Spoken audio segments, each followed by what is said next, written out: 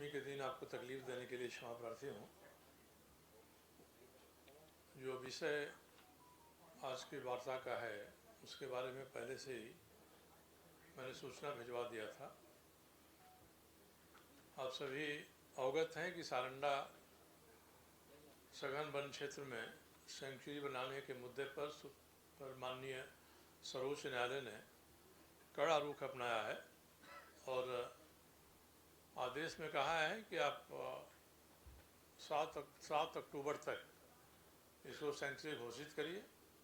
8 को मुख्य सचिव स्वयं उपस्थित हों सशरीर सुप्रीम कोर्ट के सामने, और ऐसा नहीं होगा तो मुख्य सचिव के जेल जाने की नौबत आ सकती है।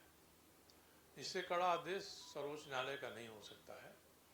और सर्वोच्च न्यायालय के आदेश की पृष्ठभूमि में पिछले 24 जून को सुप्रीम कोर्ट में सशरीर उपस्थित हुए थे झारखंड सरकार के वन पर्यावरण सचिव। उन्होंने सेंचुरी घोषित नहीं होने के लिए सर्वोच्च न्यायालय के सामने क्षमा याचना की थी और यह आश्वस्त किया था कि बहुत जल्दी ही हम लोग सेंचुरी घोषित कर देंगे। उन्होंने कहा कि हम लोगों ने इस मसले को wild life institute of India Dehradun भेजा है। उनकी टिप्पणी आते ही ये मामला स्टेट वाइल्ड लाइफ बोर्ड के सामने जाएगा। उसके बाद कैबिनेट से होकर सेंचुरी घोषित की जाएगी। मगर तब तक स्टेट वाइल्ड लाइफ बोर्ड बना भी नहीं था। अब WII जो wild life institute of India है उसने अपना प्रतिवेदन दे दिया और वो प्रतिवेदन सारंडा में सेंचुरी बनाने के पक्ष में है।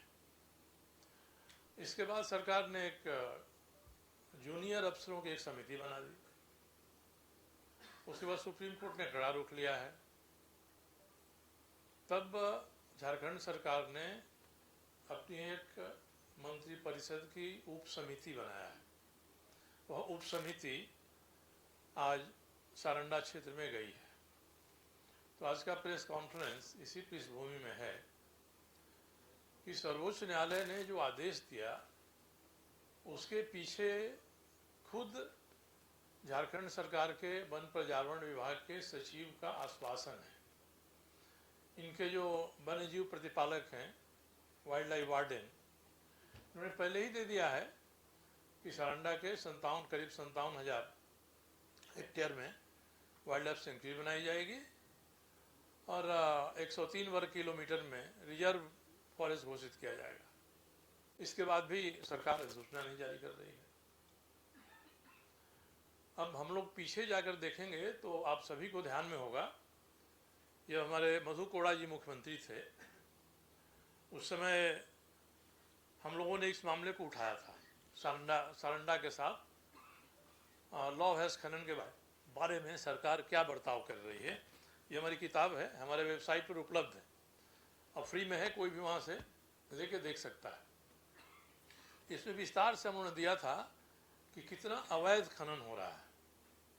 उसके पहले भी मैं अभी आपको एक सॉफ्ट कॉपी में चला जाएगा हम लोगों का जो हैंड आउट है, उसमें हमने इतिहास दिया है कि सारंडा में कब से खनन शुरू हुआ। 1906 से खनन शुरू हुआ और 1906 से लेकर आज तक कितनी सरकारी कंपनियों ने और कितनी निजी कंपनियों ने लीज प्राप्त किया है लॉ हैज़ के खनन के लिए। अब वो सारे लीज अभी भी पूरा नहीं हुए हैं। उसके बाद 2006 में इतनी होड़ मची सारंडा में लॉ हैज़ खनन लीज लेने के बारे में कि जितना सारंडा का क्षेत्रफल है वो पूरे क्षेत्रफल के बराबर लोगों ने लीज का आवेदन दे दिया और सरकार ने उसको स्वीकार किया आवेदन को। उसमें कोई भी था जो जूता बनाने वाला है, जो साइकिल बनाने वाला है, जो घड़ी बनाने वाला है, ये सब कंपनी वाले भी लॉ हैज़ के लीज में आ गए, क्योंकि उसमें लॉ हैज़ की कीमत काफ़ी ऊंची गई थी।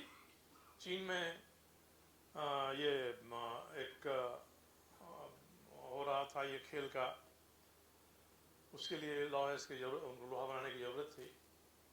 तो हम लोगों ने उस मामले को उठाया था कि सारंडा का जितना क्षेत्रफल है उससे ज़्यादा क्षेत्रफल में खनन लीज का आवेदन आ गया है, सरकारी कोई टिप्पणी नहीं है।